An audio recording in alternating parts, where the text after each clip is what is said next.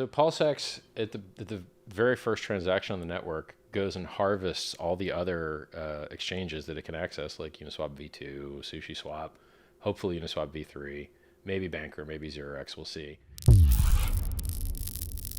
It basically buys up all the artificially cheap PRC20s, buys their prices up by minting in between 2 and 5% of the total supply in order to do it.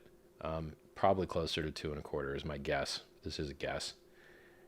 And then it puts those into the PulseX exchange so that it is the most liquid exchange. Then you don't have to worry as much about arb bots because there's not as much price difference because all the economic energy is closer in a single trading thing.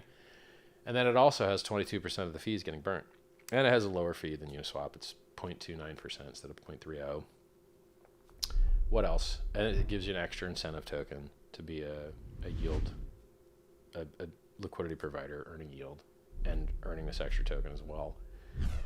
And so it's more efficient from a market perspective because it centralizes liquidity. It also protects the value of the PulseChain brand because, let's say you don't like me, you don't like PulseChain, you don't like something, and you want to remove your coins and remove your liquidity. I got bad news for you. It's already been removed. You can't. So you can't stop the game from being played.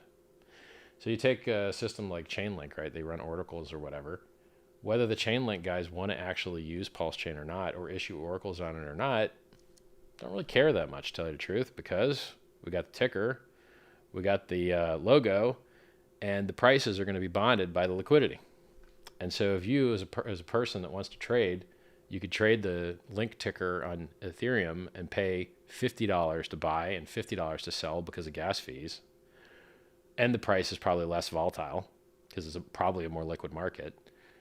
Or you could trade on a less liquid market that has more profit potential because there is more volatility and you've got not $50 in, not $50 out. It's just a very compelling use case. It's super compelling. So it adds longevity to the ecosystem. It creates capital efficiency. And, I think the value of all the PulseChain in the beginning, before you get direct listings, is going to be in people bridging stable coin value and ERC20 value in and pairing it with its PRC20 copies. And so in the beginning, I think the majority of value is going to accrue through bridges.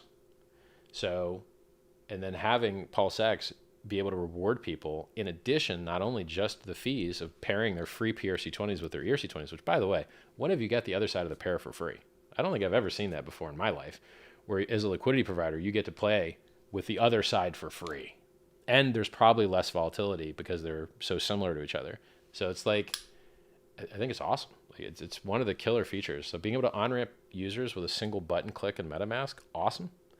And being able to back the value of the PRC20s with bridging ERC20s in a yield farming program is just awesome. Like they really well-designed systems.